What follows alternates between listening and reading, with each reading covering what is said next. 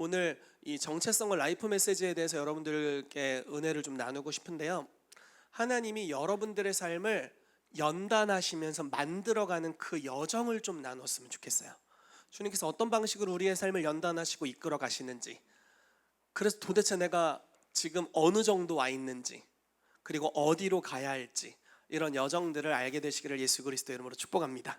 아멘. 우리 본문 말씀 같이 읽어볼게요. 로마서 8장 15절에서 21절입니다. 같이 교독할게요. 제가 한 절, 여러분들이 한 절 읽겠습니다. 너희는 다시 무서워하는 종의 영을 받지 아니하고 양자의 영을 받았으므로 우리가 아빠 아버지라고 부르짖느니라.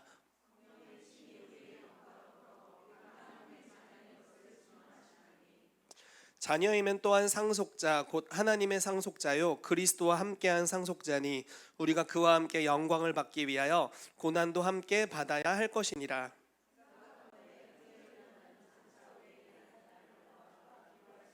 네, 다음으로 넘겨주세요. 피조물이 고대하는 바는 하나님의 아들들이 나타나는 것이니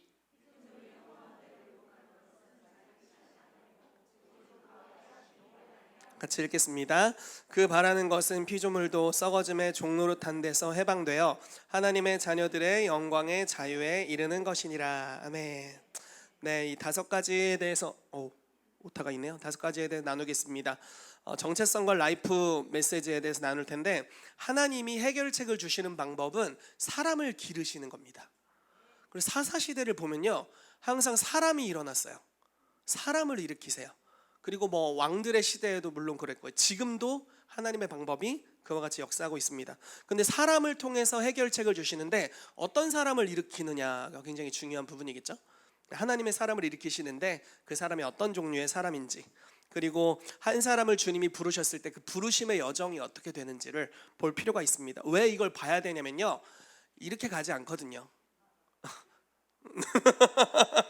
이렇게 가서 좀 헷갈릴 때가 있어요. 잘 가고 있는 거 맞아? 이럴 때가 많기 때문에, 그래서 이 부르심의 여정을 좀 볼 필요가 있습니다. 그리고 이 부르심의 여정을 잘 통과하면 하나님이 이 사람의 유괴 신비에 메시지를 새겨 주세요. 하나님이 어떤 분이시다라는, 그냥 지식으로는 절대 알 수 없는, 그냥 한순간에 계시로 깨닫는 것으로는 알 수 없는 삶에 깊숙이 체득되어진, 그래서 하나님은 이런 분이지 라고 말하게 되는 그런 라이프 메시지가 새겨지게 됩니다. 그리고 하나님이 그런 사람을 하나님의 메신저로 사용하세요. 그래서 저는 저희 성도님들이 다 그런 분들이 되셨으면 좋겠어요. 이거는 장기적으로 볼 때 축복의 선포입니다. 단기적으로는 좀 저주일 수도 있어요. 들을 자만 들을지어다. 자, 장기적으로 말할 때는 굉장히 기쁜 소식이에요. 하나님 우리를 사용하신다는 거니까. 근데 단기적으로 볼 때는 조금 어려운 일들일 수 있어요. 여러분, 만약에 전쟁에서 사용할 만한 아주 날카롭고 강한 칼을 만들기 원한다면 대장장이가 어떻게 해야 될까요? 무진장 불의 연단에서 쳐야 될 거예요. 무진장. 여러분, 세상에 하나님의 좌우에 날선 말씀의 검을 가지고, 그것도 그냥 입술로만 말하는 게 아니라 삶이 날카로운 검이 돼서 나가야 될 사람들이라면 얼마나 두드려 맞아야 되는 거야. 근데 주님께서 우리를 선하게 인도하실 줄로 믿습니다. 그리고 그 대장장이가 너무 선하신 분이기 때문에 우리를 이끌어 주실 것을 믿습니다. 네, 좀 넘겨주세요. 네, 하나님의 해결책 사람에 대해서 보도록 하겠습니다. 하나님께서 이 땅에 사람을 사용하기를 기뻐하세요. 항상 그렇게 해오셨어요. 주님은 돈을 통해서 해결하거나 물건을 통해서 해결하거나 그냥 그분이 하늘에서 어떤 능력을 행해서 해결하기보다는 사람을 사용하십니다. 그리고 그 사람을 키우는데 아주 많은 애정을 들이세요. 여러분, 하나님은 미래를 아시는 분일까요? 모르시는 분일까요? 미래를 아시는 분이죠. 곧 중동 지방에 7년 풍년과 흉년이라는 대환란이 오게 되어 있습니다. 사실 풍년이 환란은 아니죠. 그렇지만 흉년은 7년의 풍년을 너끈히 잡아먹고도 남을 만한, 그리고도 배고파하는 그 암소로 묘사되었잖아요. 그러니까 굉장히 큰 재앙이었어요. 야곱이 자식들을 애굽에 보냈었는데 2년 동안의 흉년을 견디지 못해서 보냈습니다. 근데 앞으로 그보다 훨씬 심한 5년이 남아 있었어요. 그러니까 정말 대재앙이 올 것이 예비되어 있었습니다. 이것은 하나님이 재앙을 일으켰다 이렇게 보기는 어렵지만 어쨌든 땅의 저주가 이제 죄가 심기우고 나서는 재앙들이 있습니다. 우리가 의도치 않는 또 하나님이 기뻐하시지 않는 재앙들이 이 땅에 일어나곤 합니다. 그런데 주님의 선하신 뜻은 항상 그 재앙을 주시는 것이 아니라 그걸 견뎌내고 이겨내는 것이죠. 요즘 뭐 미국이 IMF 위기다 뭐 이런 얘기를 하는데 미국이 기침을 하면 전 세계가 몸살이 걸린다던데 우리 어떻게 할 것인가 뭐 미국이 IMF면 우리는 IIIMMMFFF 이 정도는 될 것 같은데 어떡하나 이런 생각이 들 수 있지만 하나님은 항상 사람을 키우시고 사람을 통해 해결책을 주시는 분이세요. 미래에 그 일이 일어날 걸 주님이 아시죠. 그리고 현재 요셉에게 꿈꾸는 자로서 나타나십니다. 꿈을 보여주세요. 비전을 주시죠. 그리고 그 비전을 주시고 자랑하다가 팔려먹힘을 당합니다. 이게 진짜 그러니까 사단도 가만히 있지는 않아요. 여러분들이 하나님의 비전을 받아서 믿음으로 나아가려고 하는데 그럼 이렇게 정체성이 풀어지고 기름 부으심이 임하면 상승 곡선을 달리면 좋잖아요. 그렇잖아요. 내가 그리스도 안에서 누구인지 드디어 발견했어. 내 부르심은 이거야 하는 순간 막 기름 부음이 막 찌릿찌릿해. 이러는 순간 장풍을 날리면서 하늘을 솟구쳐 날아가면 너무 좋을 텐데 갑자기 형들한테 배신당해요. 여러분 요셉의 부르심을 생각해 보세요.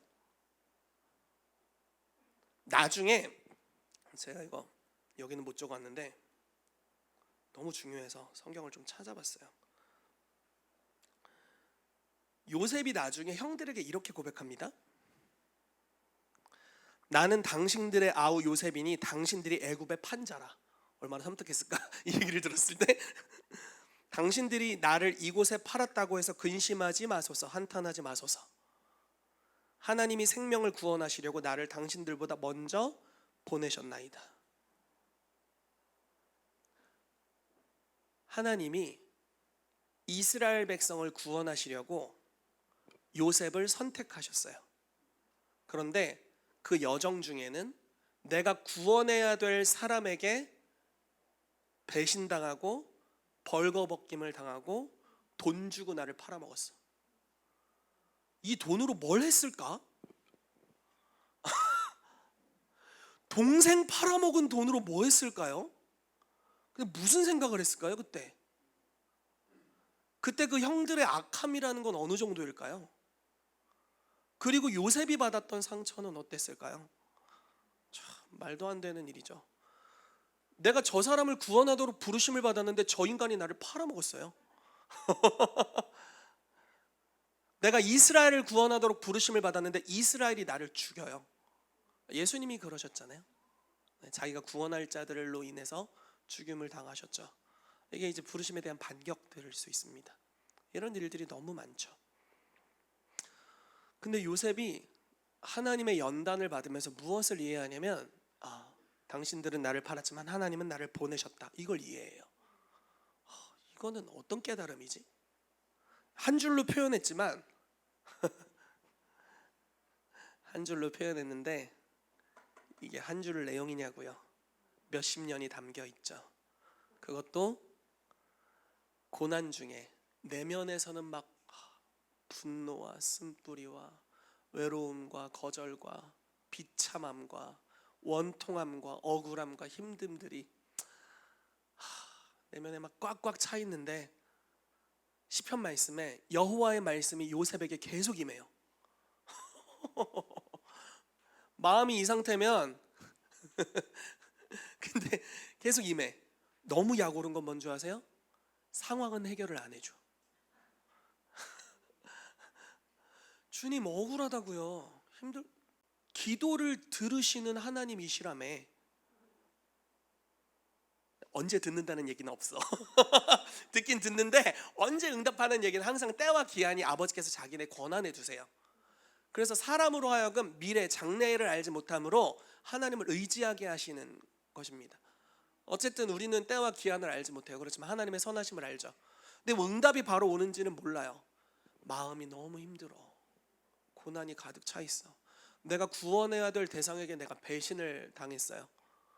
그리고 내가 구원해야 될 대상이 거기만 있는 게 아니죠. 보디발 집도 자기가 구원해야 될 대상이에요. 애굽에 있는 모든 정치인들 자기가 구원해야 될 대상이라고요. 그들이 자꾸 등쳐먹네.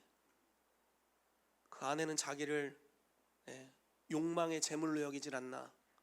그리고 그게 안 통하니까 모함하고, 그 남편 보디발은 자기를 추켜 세워주더니 나중에는 팔아먹어, 감옥에 가둬버리잖아요. 여러분, 보디발이 처형하는 자였잖아요. 목베는 자였어요. 왕의 시위대장, 처형권, 직결 처형할 수 있는 권한이 있는 사람이었습니다. 제가 이번에 그렉 브라운 목사님 그 WR의 강의를 들으면서 이런 얘기를 하더라고요. 미디안의 요셉이 팔렸을 때 구덩이에서 건져내서 옷을 벗기고, 형제들이 보는 데서 그랬겠죠. 옷을 벗기고 돈을 주는 거를 그 꼴을 보고 형들이 나를 구덩이 넣은 것도 너무 힘든데 나를 지금 팔아먹고 있어, 종으로. 근데 억울하게 잡혀가는데 애굽으로 가는 여정에 우리 집이 있더래요. 거기 미치는 거 아니에요? 아빠가 저기 집 안에 있는데 부를 수도 없어. 저기는 팔려가는 거야. 와, 그 사무친 원한과 트라우마라는 것은 말도 못하는 이야기죠. 계시가 임했고 재정을 풀어낼 수 있는 기름 부심이 왔고 경영의 능력이 있었잖아요. 꿈과 계시를 해석할 수 있는 예언적인 기름 부심이 왔지만 인생이 풀리는 것은 바로 즉각적이지 않았어요.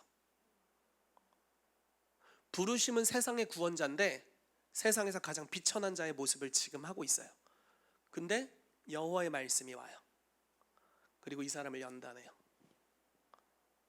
하나님이 사람을 키우시는 방식은 참 아이러니합니다. 어차피 제가 PPT를 못 넘기니까 막 나가보도록 하겠습니다.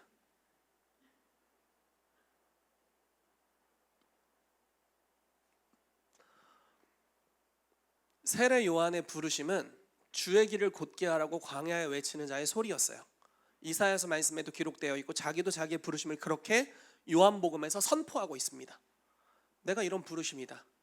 그런데 주의 길을 곧게 하는 자, 즉 그분이 어떤 분이신지를 먼저 이야기하고 대언하는 자였는데 자기가 대언한 메시지의 대상이 아닌 걸 알아요.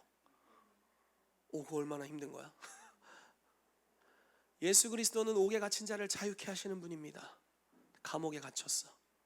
그는 병든 자를 구원하는 분입니다. 그는 죽음에서 사람들을 일으키시는 분입니다. 근데 자기는 목 베어 죽임을 당했어요. 자, 보세요. 세례 요한이 좀 애들 많이 갖고 있는 애들도 있을 텐데 아무튼 좀 어려울 테니까 잘 따라오세요. 애들도 정신 바짝 차리고 잘 따라오세요. 예수님은 세례 요한이 어떻게 죽을지 알았을까요? 알았죠. 그리고 그가 하늘에서 어떤 존재인지도 알았어요. 너무나 귀한 하나님의 사람이라고 알았고, 율법과 선지자는 이 세례 요한의 때 구약의 마지막 선지자라고 예수님 알고 계셨어요. 근데 이 요한에 대해서 결국은 옥에 갇혀서 헤로디아의 춤에 의해서 헤롯이 목 베어 죽게 할 걸 알고 계셨겠죠. 하나님이시니까. 근데 세례 요한에게 주님 뭐라고 하시냐면 나로 말미암아 실족하지 않는 자가 복이 있다, 이렇게 말하네. 너 지금 네 상황 때문에 절망하거나 낙담하지 마. 나를 봐. 내가 무슨 일을 하고 있지? 눈먼 자를 다시 뜨게 하고 있고, 병든 자를 고치고 있고, 죽은 자를 살리고 있고, 가난한 자에게 복음을 전파하고 있어. 나로 말미암아 실족하지 않는 네가 복이 있다. 세례 요한만을 위한 메시지를 나눠주세요. 심지어 내 때에 그 구속하신 그리스도가 나의 삶에 다 적용되어서 하나님의 나라가 충만하게 임하지 않는 것 같은 그런 상황이 있을지라도 이 세례 요한에게 요구하신 것은 나로 말미암아 실족하지 마라. 그리고 내가 누구인지를 직시해라. 이렇게 말씀하세요. 되게 잔인하지 않아요? 구약은 좀 그런 경향이 있습니다. 자, 히브리서 11장으로 가볼게요. 주님이 히브리서 저자가 누구인지는 정확하게 밝혀지지 않았지만 바울일 수도 있고 바나바일 수도 있고 여러 설이 있습니다. 근데 히브리서 저자가 히브리서 11장을 기록하고 마지막에 뭐라고 얘기하냐면 구약 시대는 약속을 받았지만 그 약속의 징표를 받았지만 약속 자체는 받지 못했대요. 그러니까 약속의 결과물을 받지 못했대요. 근데 우리는 약속의 결과물을 받았다. 이렇게 얘기합니다. 더 나은 것이 우리를 위해 예비되어 있다. 자, 다시 표현을 해보겠습니다. 아브라함에게 하나님이 가나안 땅을 주리라 말씀하셨고, 이 메시지를 들은 사람은 아브라함의 일가와 종들, 이런 사람들이었을 거예요. 사라가 죽을 때까지 가나안에 땅이 있었을까요? 없었어요. 사라가 죽고 나서 막벨라 굴이라는 한 무덤을 사요. 그냥 굴 사요. 굴 하나 샀어. 가나안 땅의 주인이라는 비전을 받았지만 그 사라 생전 그가 가지고 있는 소유라는 것은 아주 작은 땅이었어요. 열방의 아비라는 칭호를 받았지만 99세까지 아이가 없어요. 또 약속의 자손이. 주님은 그 과정이 얼마나 힘들었을까? 약속이 있는데 좋아지지 않으니까. 근데 말씀을 계속 보내세요. 계속 말씀을 보내세요. 주님, 나 자식이 없잖아요. 내가 가지고 있는 하나님이 축복하신 거 이거 물려줄 사람이 없는데 어떡합니까? 결국 종 엘리에셀에게 줘야겠네요. 이렇게 얘기했을 때, 그러냐? 네가 그렇게 힘들었으면 내가 바로 갚아줄 걸 그랬다 하고, 애나라! 애 낳는 능력! 이렇게 해서 바로 애를 주면 좋았을 텐데 그렇게 안 해. 참 어이가 없는 일이에요. 하나님 전능하시잖아요. 근데 그거를 바로 응답을 안 하고 텐트 바깥으로 잠깐 나와봐봐. 하늘 좀 봐라. 별이 보이지? 네 자손이 이렇게 많아질 거야. 근데 실체를 안 줘. 실체를. 아니 보여주면 믿겠다니까 왜 이렇게 실체를 안 줘? 근데 주님은 그걸 보여주고, 참 아브라함도 정상인은 아니에요. 그러면 신앙인들이 정상인은 아닙니다. 네, 노멀한 건 아니에요. 말씀대로 사는 거죠. 아브라함이 또 하나님을 믿어요. 그리고 그것을 그의 의로 여기셨고, 그러한 삶의 방식이 로마서 1장 18절 말씀에 오직 의인은 믿음으로 말미암아 살리라 함과 같으니라. 이게 바로 신앙인들이 살아야 할 모델입니다. 그리고 저와 여러분들을 부르심의 자리로 이끄시는 주님의 방법이에요. 비전을 받았습니다. 심지어 기름 부으심도 왔어요. 다윗, 골리앗을 죽일 만큼, 왕도 손대지 못하는 자를 죽일 만큼의 권능이 입혀졌습니다. 그렇지만 세상에서 가질 수 있는 아무 권세가 없었어요. 그러니까 이스라엘 나라의 모든 것을 다스리는 왕으로 부르심 받았지만 이스라엘에서 합법적으로 아무것도 할 수 없는 자가 다윗이었어요. 10여 년간 모든 권위를 잃어버리고 쫓겨다닙니다. 인간적인 방법으로 왕이 될 수도 없어요. 왜냐면 물려줘야 되는데 물려줄 생각이 없으시고 죽이려고 하시고, 그리고 뭐 인간적인 방법이라는 것은 그놈의 목을 베고 내가 왕이 되면 되는데 여호와께서 막으시고 어떡하지? 근데 그 권위 안에 순복하는, 사울을 저주하지 않으면서도 기름 부음 받은 자를 존경하면서도 용서를 끊임없이 선택해야 됐던 그 12여 년간의 여정, 그것도 도망다니면서 계속 용서를 선택해야 돼. 그 10여 년간의 여정에 연단이 있었죠. 그리고 때가 참에 연단된 사람을 주님이 한순간에 올리십니다. 그리고 그 만들어진 한 사람, 오랜 세월을 통해 연단된 한 사람, 어떠한 상황에서도 여호와를 예배했던 그 예배자를 통해서 주님께서 이스라엘 나라를 한 세대 만에 주님의 나라가 되도록 바꾸세요.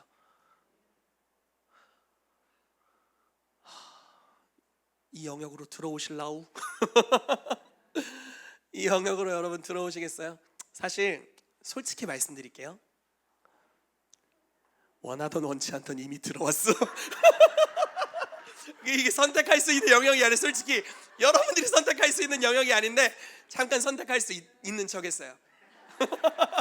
사실 인정하든 인정하지 않든 이미 들어오셨어요. 어떻게 뭐 내가 등떠민 것도 아니고. 혹시 인생에 은혜 받았을 때 내 삶을 사용해달라 이런 고백 한 번이라도 해본 적 있으세요? 들어왔어요. 끝났어. 돌아갈 다이가 다 태워졌어. 돌아갈 데가 없어요. 자, 이게 하나님이 우리를 이끄시는 방법이세요. 제가 어디까지 갔는지 모르겠죠? 옆으로 넘겨주세요. 넘기고 다음으로 넘기고 PPT. 요거 한번 볼까요? 자, 믿음이란 하나님께서 기적을 행하신다고 여기는 거예요. 하나님 모든 일이 가능하시지. 근데 정체성은 뭘까요? 너를 통해 그거를 할 거야. 이걸 믿는 거예요. 하나님이 암을 치유하실 수 있죠? 아멘, 믿습니다. 내가 너를 통해 할게. 저요? 이렇게 되는 거예요. 제가요?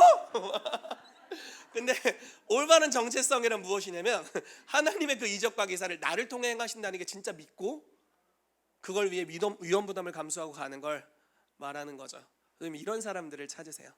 근데 이 부르심을 받은 것을 나의 부르심으로, 나의 정체성으로 받아들이기까지는 사실 좀 여정이 있습니다. 다윗이 왕의 기름 부으심을 10대에 받았죠.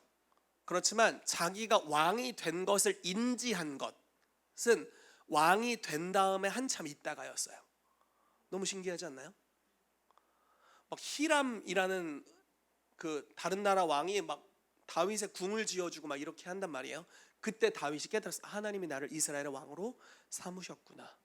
그제서야 받아들였습니다.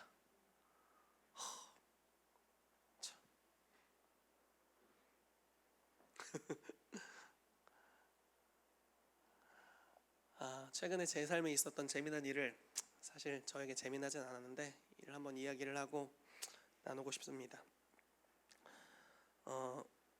제 삶의 성장 과정에는 좀 그분들은 의도가 없었다고 제가 개인적으로 믿고 좋은 분들이라고 생각하지만 의도하지 않게 성도들을 권위로 이렇게 사로잡고 좀 카리스마적으로 조종하는 그런 권위자들이 있었습니다. 다행히 그런 경향이 있었지만 동기가 그렇진 않으신 목사님이었어요. 근데 이렇게 우리 성도님들 이야기를 들어보고 우리 사역자들의 이야기를 들어보면 아주 의도적으로 돈 빼먹으려고 했던 목회자도 있었고 나쁜 권위자들도 있었더라고요. 나쁜 놈들, 아무튼 있었습니다. 그래서 이제 그런 사역의 흐름 안에서 예언적인 교회를 섬겼고 또 공동체로 이루어진 교회를 섬기다 보니까 제 생활이 없었어요. 그리고 그것이 가정에게 있어서도 엄청난 고통이 된다는 걸 이제 후에 깨달았습니다. 그래서 제가 거기서부터 나오고 나서 저도 모르게 이런 맹세를 했던 것 같아요. 그러니까 이런 생각을 했습니다. 아빠라는 말 쉽게 하는 거 아니야. 영적인 아버지라는 말은 굉장히 무거운 말이고 애 태어나니까 더 알겠더라고요. 저건 쉽게 내던질 말이 아니다. 그리고 누군가의 삶에 깊이 관여하는 건 그거는 정말 좋지 않아. 왜냐면 제가 그게 너무 힘들었거든요. 그래서 어느 순간에 깊이 관여하지 않기로 맹세를 한 것 같아요. 그리고 아빠보다는, 그러니까 킹스 주빌리 교회 안에서 저는 아빠보다는 동역자, 그러니까 제가 원래 기본적인 성향이 뭐 제가 더 높다 이렇게 생각하는 경향이 별로 없습니다. 그리고 제가 모두를 이렇게 동등선안에 놓는 경향이 있어요. 좀 더 가서 유교의 영이 있어가지고 저보다 나이가 많은 어른들을 목양한다는 것이 조금 쉽지 않습니다. 전 이게 며칠 전에 종교의 영이라는 걸 깨달았어요. 유교는 종교잖아요. 근데 종교의 영이구나. 그래서 종종 이제 우리 청년들이나 이런 친구들이 목사님이 돌봐주지 않는 것 같아요 하면은 이해가 어느 정도 되지만 그래도 나에게 그게 안 좋은 추억이 있었기 때문에 그래도 스스로 선택하고 결정할 수 있도록 기다리고 이런 것들을 하는 거예요. 근데 가끔 예전에 우리 이거 얘기해도 될지 모르겠지만 우리 윤여정 목사님께서 한번 연락을 주셔가지고 이런 얘기를 한번 하신 적이 있어요. 목사님께서 목회를 하실 때 성도님들이 자기한테 목양을 해달라고 하면 그게 무슨 말인지 도무지 이해를 못했는데 정희택 목사님이 자기를 목양을 안 해주니까 자기가 그걸 느끼겠다고. 뭐지? 아마 그 얘기를 하신 적이 있어요. 약간 아쉬우셔서 그러셨을 거예요. 왜냐면 목사님께서 몇 년 동안 저희 교회에 이제 이사 오려고 하셨는데 그게 계속 잘 안 됐습니다. 그러다가 최근에 이사 오셨잖아요.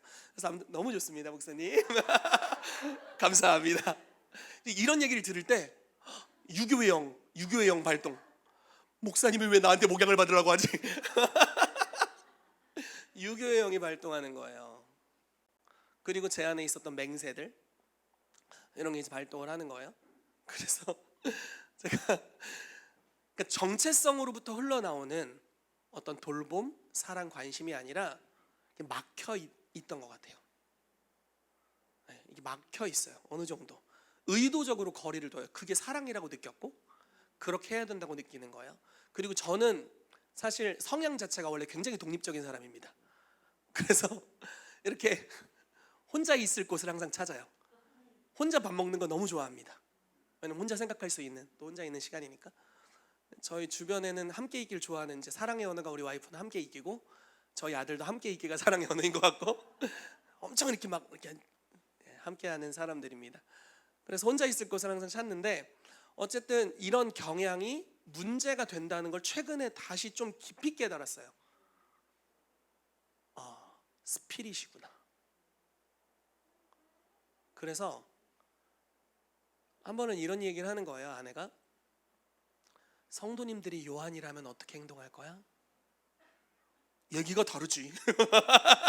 제가 무지하게 과보 스타일의 아빠입니다. 네. 아들에게 일어날 미래의 위험을 감지하고 미리 위협을 없애버리는 그런 스타일의 아빠예요. 그래서 내가 아빠의 정체성을 갖지 못했구나. 교회의 아빠로서의 나의 부르심의 정체성을 내가 받아들이지 못하고 있었구나. 그래서 사실은 많은 성도님들이 돌봄을 받지 못했구나. 이런 것들을 최근에 다시 깨달았습니다. 이제 어떡할 것인가. 그래서 최근에 제 마음에 막 변화가 일어나서 어떻게 했냐면, 카톡 프로필 있잖아요. 거기에 내가 네 애비다 이렇게 잠깐 썼다가 너무 언어가 거칠다. 제가 스타워즈 좋아하거든요. 그래서 I'm your father 이렇게 I'm your father로 바꿨습니다. 이 유어가 킹스 주빌리의 father다 이렇게 이제 생각을 하면서 그렇게 바꿨어요. 좀 달라지지 않을까요? 이 정체성을 받아들이는 것은 조금 다른 문제인 것 같아요. 그래서 보세요. 사도적인 부르심이 있다는 건, 그리고 사도적인 교회를 한다는 건 아빠 엄마가 되겠다는 이야기잖아요. 그리고 많은 식구들을 주시겠다는 거잖아요. 근데 그런 부르심이 있음에도 불구하고 그런 안 좋은 예가 있는 교회를 먼저 갔어요. 경험했습니다. 그리고 뭘 배웠을까? 일반적으로 사람이라면 나는 저렇게 하지 말아야지 그렇게 됐어요. 자, 부르심의 여정이 시작되는데 공격이 찾아와요. 공격이 있어요. 여러분들의 삶엔 지금 어떤 공격이 있습니까? 그리고 그게 여러분들의 부르심과 혹시 맞닿아 있나요?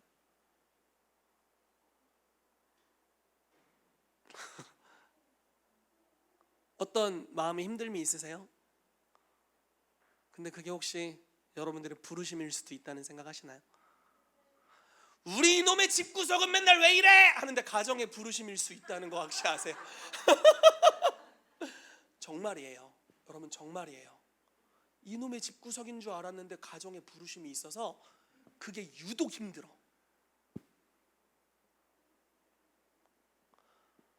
저는 마음을 다루는 내적 치유 사역에 이제 뭐 강사로도 있고 엘리하우스의 교수로도 있고 사역을 합니다. 저는 어렸을 때 제 마음이 왜 이렇게 예민해 터졌는지 알지 못했어요. 우리 집은 다 무덤덤한 사람들 투성입니다. 우리 아버지 보세요, 뭐 예민해 보이지 않잖아요. 이제 어머님은 지금 보니까 좀 예민하신 분이지만 굉장히 성숙하신 분이세요. 그래서 마음은 이제 잘 드러내지 않지만 옛날에 무덤덤해 보였고, 저희 형은 세상 귀차니즘에 무덤덤한 사람입니다. 그리고 성품도 무지하게 좋아요. 저는 예민해 터졌어요. 환경이 조금만 바뀌어도 몸에 이상이 생기고, 그래서 제가 선교지에 오래 못 있습니다. 정서적으로도 예민해 터졌어요. 저는 제 마음에 근심거리가 하나라도 있으면 그거를 그냥 넘어가질 못해요. 나는 왜 이럴까? 근데 마음을 다루는 부르심이 있었네. 제가 고딩 때부터 상담을 무지하게 했다는 거 아닙니까? 더 놀라운 걸 알려드릴까요? 결혼도 안 했는데 결혼 상담을 무지하게 해줬어요. 애 안 낳았을 때 자녀 상담을 많이 해줬습니다. 되게 웃기지 않나요? 내가 해주겠다고 간 적은 없어요. 자식이 없는데 나한테 자식에 대해 물어보면 내가 어떻게 해? 부르심이에요. 마음을 다루는 영역에 부르심이 있는 거죠. 그래서 제 마음에 사람들이 표현하는 그냥 분위기로 표현하는 것들이 비수가 돼서 꽂혀오고 힘들고 어려웠던 적이 굉장히 많습니다. 근데 그거를 그냥 나는 성격이 안 좋나 봐 이렇게 하고 넘어간 게 아니라 하나님이 마음을 다루는 부르심이 있음을 믿고 계속 가는 거죠. 그러다 보니까 마음이 좀 단단해졌어요. 지금은 많이 강해진 것 같아요. 옛날에 비해서는 물론 더 강해져야겠지만, 물론 제 한 영역은 굉장히 뻔뻔스러운 영역이 있긴 합니다. 한쪽은 되게 소프트한 면이 있고. 그래서 부르심을 받아 우리가 믿음의 여정을 나아갈 때 저와 여러분들의 삶에 마음의 다루심들이 반드시 있다라는 거예요. 근데 그것을 어떻게 다룰 것인가? 여러분 어떻게 다루실래요?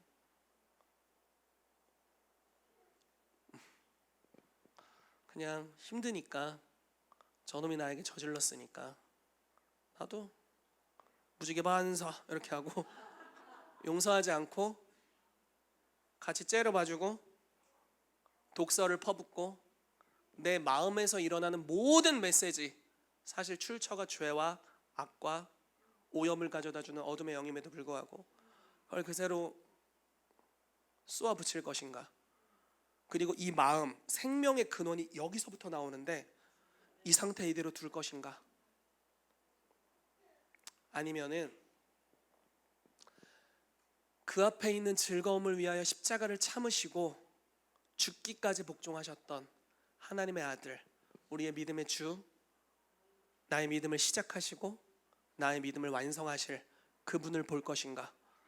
그래서 그분의 얼굴 안에 있는 하나님의 영광을 아는 빛을 나의 마음에 비춰서 내 마음이 양분을 얻는 영역이 내 쓴뿌리로부터 양분을 얻는 게 아니라 그분의 선하심 얼굴, 나로 말미암아 실족하지 않는 자가 복이 있다라고 말씀하시며, 요한이 자기 오감으로 인지할 수 있는 자기 세계를 보는 것에서 눈을 돌이켜서 그리스도가 누구인지를 보는 대로, 그래서 그분을 바라볼 것인가? 저와 여러분들이 선택하는 것입니다. 협박 내지는 겉면이지만 좋은 쪽을 선택하셔야 좋습니다. 왜냐하면 이미 진입했기 때문에 이미 들어갔기 때문에 좋은 쪽을 선택하셔야 될 거예요. 여러분 하늘의 양분을 받으십시오. 그러면 여러분들이 요셉과 같이 결국 그렇게 고백하게 될 것입니다. 당신들이 날 팔았지만 하나님이 날 보내셨습니다. 당신은 나에게 범죄했지만 주님은 그걸 선용하셔서 나를 부르심의 길로 이끄셨습니다. 그리고 당신을 구원하라고 나를 보내셨습니다. 여러분 요셉의 삶 자체를 하나님이 시대적인 메시지로 사용하셨습니다. 세상을 구원할 자로서, 이름 자체를 사브낫바네아라고 바로왕이 이야기해 주잖아요. 세상의 구원자라는 뜻입니다. 그리고 요셉이 연단했던 그 여정이 사실 예수 그리스도를 예표하고 있어요. 자기의 삶이 예수를 이 땅에 드러내는 메시지였다니. 나는 억울한 일을 당했다고 생각했고 나는 너무 힘든 일만 당했다고 생각했는데 그것이 하나님의 선하심을 이 땅에 표현하는 주님의 메신저로서의 역할이었다니. 그거를 깨닫고 받아들였습니다. 그리고 형제를 용서할 수 있었어요. 저를 용서해야 되신다면 얼른 용서하시길 바라고 형제를 용서해야 되신다면 용서하시길 바랍니다. 놀랍게도 말씀을 마무리하도록 하겠습니다. 여러분 하나님은 우리를 너무 사랑하십니다.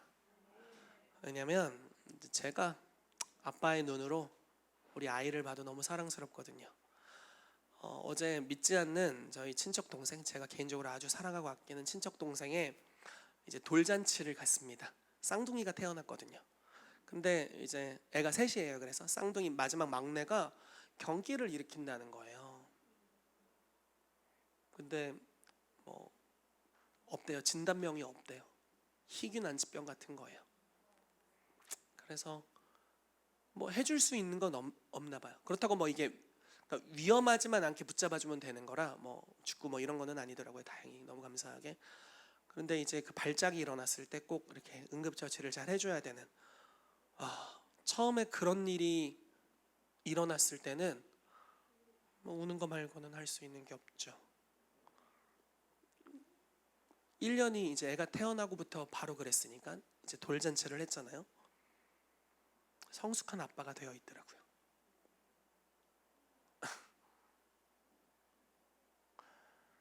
그 아이를 왜 치료하지 못할까 하는 그 여정을 거치는데 그 연단, 그 고통이라는 것이 여기 심겨졌는데 그걸 잘 견디고 아이를 버리거나 방치하거나 내 삶에 절망하거나 낙담하지 않고 아이를 사랑하기로 결정하고 책임지기로 결정하고 쭉 왔더니 멋진 아빠가 되어 있더라고요. 아주 성숙한. 그래서 아이 하나 있을 때보다 좀 더 가정에 애정이 많은 아빠가 되어 있었어요. 그래서 그 모습을 보는데 너무 좋았습니다. 여러분, 하나님께서 우리의 삶에 의도하진 않지만 세상의 악함으로 인해서 고난과 어려움이 찾아옵니다. 사단은 우리를 죽이고 도둑질하고 멸망시키려고 하고 악한 자들도 우리의 삶에 쓰레기를 투하하고 나쁜 짓들을 합니다. 그들이 투하한 쓰레기와 사단이 심어놓은 오염이 여러분들의 마음을 다스리지 않게 하십시오. 예수 그리스도의 얼굴빛이 여러분들의 마음에 비춰져서 그것이 여러분들의 양분이 되게 하시기를 바랍니다. 그리고 우리가 믿음으로 계속 뚫고 나아가면 결국은 내가 그렇게 쉽게 넘어지고 범죄하고 연약했던 그 영역이 사실은 죽은 자 가운데서 부활로 돌이켜져서 많은 사람들을 옳은 대로 돌아오게 하는 하나님의 메신저로서의 삶이 될 줄로 믿습니다. 그런 일이 있게 되기를 예수 그리스도의 이름으로 축복합니다. 같이 기도하겠습니다. 이 시간 우리 같이 기도하겠습니다.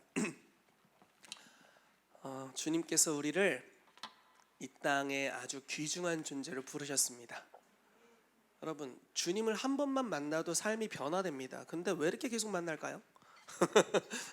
한 번만 제대로 만나도 삶이 굉장히 많이 달라져요. 그런데 주님은 한 번의 만남으로 그치지 않고 우리의 삶에 많은 투자를 하십니다. 계속 만나주세요. 그리고 그 만남에 제한을 걸지 않으셨어요. 문 밖에 서서 두드리신대요. 몇 시부터 몇 시까지 두드린다 말씀도 없으세요. 그냥 계속 두드리세요. 그리고 임마누엘로 함께 하십니다. 또 여호와 삼마의 하나님으로 거기 계셔서 우리가 가면 또 만날 수도 있어요. 그런 좋은 하나님입니다. 그리고 우리 인생에 계속 쏟아부으십니다. 주님은 우리를 빚어가고 계십니다. 왜냐하면 사회 변혁이라는 것은 그냥 많은 재물을 가지고 하는 게 아닙니다. 변화된 사람을 통해 하실 것입니다. 이 교회를 주님이 사도적 교회로 부르셨고 저와 여러분들을 사도적인 성도들로 부르셨음을 믿습니다. 우리의 삶에 연단이 있지만 그리고 우리의 삶에 쓴뿌리로 일어나는 감정들이 있지만 그것들에게 반응하지 않게 되시기를 축복합니다. 기회가 있다면 치유받으십시오. 그리고 선택할 수 있다면 그분의 얼굴로부터 나오는 하나님의 영광을 바라보시기를 바랍니다. 그럴 때 우리가 변화될 겁니다. 부르심을 받았고 기름 부음이 임했지만 돌파되지 않은 환경 가운데서 그리고 사단이 속삭이며 비전을 잃어버리도록 계속해서 정죄하겠지만 우리가 말씀의 연단을 받고 하나님의 말씀에 귀 기울이고 우리의 눈을 주님께로 바라보기 시작하면 우리 삶에서 변화가 일어납니다. 그리고 그 부르심의 위치에 합당한 자로서 새로워지게 됩니다. 그래서 부르심을 받을 초입에는 하나님은 행하실 수 있지만 제가 할 수 있을까요? 이렇게 말했던 사람이 이제 변화가 되어 하나님 저를 통해 새 일을 행하여 주십시오라고 말하는 대로 나아가게 될 줄로 믿습니다. 여러분, 여러분들이 어느 위치에 있든지 지금 부르심을 받았든지 지금 공격, 영적 전쟁 가운데 있든지 여러분들이 극복해서 이제 사회 변혁시키는 영역으로 나아갔든지 여러분들의 위치에서 기도합시다. 주님, 오늘 주님의 얼굴빛을 나에게 비춰주시옵소서. 나의 삶에 섭리하시는 하나님을 우리가 믿음으로 받아들입니다. 주님, 감옥에서도 주님께서 말씀을 보내서 요셉을 훈련하셨습니다. 상황을 바로 해결하시기보다는 하나님의 임재와 사랑과 계시를 풀어놓으시면서 요셉을 연단하셨는데, 오늘 동일한 은혜가 우리의 삶에 임하게 되기를 기도합니다. 쓴뿌리가 우리를 연단하는 게 아니라, 우리의 악한 생각들이 계속 우리의 마음을 연단하는 것이 아니라, 오늘 하나님으로부터 오는 신선한 생각과 계시들로 우리 마음을 연단하여 주시고 변화시켜 주시옵소서. 주의 얼굴빛을 우리 마음에 비추어 주시옵소서. 합심하러 같이 기도하며 나아가도록 하겠습니다. 여러분, 어떤 정체성과 부르심으로 여러분들이 주님으로부터 부르심을 받으셨습니까? 저는 제가 지금 시즌에 저의 여러 그리스도 안에서의 정체성이 있지만, 제가 영적인 아빠로 부르심 받았다는 걸 좀 받아들여야 될 것 같습니다. 그런 숙제가 제 안에 있어서 이번 주부터 훈련하고 있는 중입니다. 여러분들의 삶은 어떤가요? 어떤 정체성을 받아들여야 될까요? 이 지긋지긋한 가정 어떻게 해야 되나? 헤어져 버릴까? 아니요. 혹시 여러분들에게 가정을 회복시키는 부르심이 있지 않겠습니까? 여러분들이 여러분들의 위치를 깨달으면 형제를 구원하게 될 겁니다. 가족들이 변화될 거예요. 남편과 아내가 새로워지게 될 것이고, 자녀들이 거기서 안정감을 누리게 될 것입니다. 쓴뿌리에 반응한다면 가정은 그대로 깨져버리겠지만, 하나님의 그 부르심에 반응하면 번성하며 살게 될 것입니다. 여러분들의 마음을 이 시즌 괴롭히는 것은 어떤 것입니까? 그리고 그것은 어떤 부르심이기 때문입니까? 이제 하나님으로부터 오는 것을 들읍시다. 만약에 여러분들이 오늘 가능하다면 여러분들의 부르심, 그 정체성을 받아들이십시오. 아직 명확하게 잘 모르겠다면 잠시 머물러도 좋습니다. 하지만 뭔가가 깨달아졌다면, 내가 이런 부르심 때문에 이런 연단이 있었구나라는 걸 깨달았다면 이제 그 정체성을 받아들이십시오. 그럼 새로운 차원의 권위와 기름 부으심이 입혀질 것입니다. 오늘 바울 목사님이 이야기한 것 같이 담장을 넘어가는 그런 여러 가지들이 우리 가운데 풀어지게 될 것입니다. 다시 한번 기도합시다. 주님께서 섭리적으로 이 시즌에 깨닫게 하시는 저의 정체성, 저의 부르심을 제가 받아들입니다. 저는 이전에 제가 개인적으로 하나님께서 저를 영적 아빠로 세우셔서 저를 통해서 어른들을 목양하신다, 다루신다는 것을 제 안에 있는 유교의 영에 의해 제가 받아들일 수 없었지만, 주님 이것을 거절합니다. 이것이 종교이기 때문에 거절하고, 주님께서 저를 통해서 이 일을 행하실 수 있다는 것을 저의 정체성으로 받아들이겠습니다. 여러분들의 삶에도 동일한 고백들이 있길 바랍니다. 여러분들을 통해 가정을 다루실 수 있다는 것, 여러분들 통해 영적 아이들을 다루실 수 있다는 것, 여러분들을 통해 사회를 변혁시키고 개혁시킬 수 있다는 것, 여러분들을 통해 주변의 많은 사람들에게 복음을 증거하게 할 수 있다는 것, 열방을 제자화할 수 있게 되는 것, 하나님의 나라를 가져오는 것에 대해서 하나님께서 여러분들의 정체성으로 계시하시는 것이 있다면, 그걸 오늘 믿음으로 받아들일 때 성령께서 여러분들에게 임하실 것입니다. 그리고 하늘에서 말씀하실 거예요. 이는 내 사랑하는 아들이요 내가 저를 기뻐하노라. 그때로부터 시작해서 그 정체성에 관련된 공생애의 사역들이 풀어지게 될 것입니다. 이 시간 같이 기도하며 나갑시다. 같이 기도하겠습니다. 이방인 백부장이 있었습니다. 그가 권세를 아는 사람이었습니다. 그래서 예수님께 사람을 보내서 이렇게 이야기합니다. 주님, 제 하인이 많이 아픕니다. 제가 아주 애정하고 사랑하는 하인인데 아파서 죽게 되었사오니 주님이 하인을 돌보아 주십시오. 그러나 우리 집에 오시는 것을 제가 감당할 수가 없습니다. 그래서 저도 권세를 알기 때문에 말씀으로만 하옵소서. 주의 말씀에는 권세가 있어서 이리로 가라 하면 이리 가고 저리로 가라 하면 저리 갈 것입니다. 이렇게 이야기하죠. 여러분, 예수님은 자기의 권세를 알고 계셨습니다. 즉 자기가 어떠한 자인지 알았습니다. 그리고 권세를 아는 자가 붙여졌습니다. 그래서 굉장히 예언적인 일입니다. 저희 교회가 초창기에 개척됐을 때, 제가 그때 이제 예언적인 은사들이 활성화됐을 때 시즌이어서, 그리고 제가 마음이 무지하게 예민한 사람이어서 저희 교회 한 10명 정도가 이제 2016년도에 공동체를 시작했는데 다 예민한 사람 투성이었습니다. 동료들이 모이더라고요. 끼리끼리 모이더라고요. 근데 지금 생각해 보면 마음을 다루는 데 있어서 부르심이 있는 사람들이 모였구나, 이렇게 알 수 있습니다. 그리고 예언적인 사람들을 하나님이 불러 모아 주셨구나 이렇게 생각할 수 있습니다. 어쩌면 여러분들이 가정에 부르심이 있을 수 있습니다. 그러나 지금 현재 여러분들 가정 상태가 좋지 않을 수 있어요. 사람들이 붙여질 겁니다. 동료들이 오게 될 거예요. 동일한 가정에 어려움이 있는 사람들이 붙여질 수 있습니다. 모여서 뭐 하실래요? 아내 호박씨, 남편 호박씨, 그건 좋은 모임이 아니죠. 하나님이 붙여주실 거예요. 그리고 연합의 영을 주실 것입니다. 저는 지금 예언하고 있는 것입니다. 이게 예언적으로 좀 느껴지는데, 여러분들과 비슷한 상처를 가진 이들, 동일한 연약함이 있는 이들, 그러나 사실은 동일한 부르심이 있는 이들이 오게 될 것입니다. 그때 여러분 함께 주의 얼굴을 바라보십시오. 그럼 함께 회복되는 영역으로 갈 것입니다. 우리 모두 쓴뿌리를 극복하게 될 것입니다. 우리의 부르심의 연단들을 돌파하게 될 거예요. 그리고 그 위치에 세워져서 여러분들의 공생애가 시작될 것입니다. 이제 마지막으로 함께 같이 기도합시다. 주님, 나와 같은 자들을 보내주시옵소서. 나와 같은 자들 붙여주시옵소서. 동일한 어려움이 있는 자들, 그리고 동일한 여정으로 나아가는 이 부르심의 사람들 붙여주셔서 함께 믿음으로 연합하여 이 길을 걸어갈 수 있도록 주여 역사하여 달라고 우리 마지막으로 함께 같이 기도하겠습니다. 살아계신 하나님 감사합니다. 하나님, 이곳에 있는 한 분 한 분에게 주님 많은 관심과 애정과 사랑을 가지고 계셔서 감사드립니다. 주님, 우리 한 사람 한 사람을 너무 귀히 여기셔서 감사합니다. 사실 피 한 방울만 해도 우리를 구원하시기에 충분하시지만 몸과 피를 모두 찢으시고 흘리시고 우리를 전폭적인 사랑으로 사랑하시며 지금도 매일마다 찾아오고 매 순간 찾아오셔서 우리의 귀에 우리의 마음에 사랑을 속삭이시고 말씀하시는 그 하나님의 심혈을 기울이신 사랑에 주님 감사드립니다. 주님, 우리의 삶에 그와 같은 일을 계속 행하여 주시옵소서. 때로는 이 사랑의 방식이 내가 응답받기를 원하는 방식이 아닐 수 있지만 주여 오셔서 우리의 마음을 연단해 주시옵소서. 강하게 하여 주시옵소서. 그래서 하나님, 우리가 부르심에 합당한 모습으로 세워지도록 우리의 삶을 이끌어 주시옵소서. 예, 그래서 주님, 우리가 우리의 부르심을 발견하고 이제 그 자리에서부터 우리의 공생애가 시작되는 은혜가 임하게 되기를 기도합니다.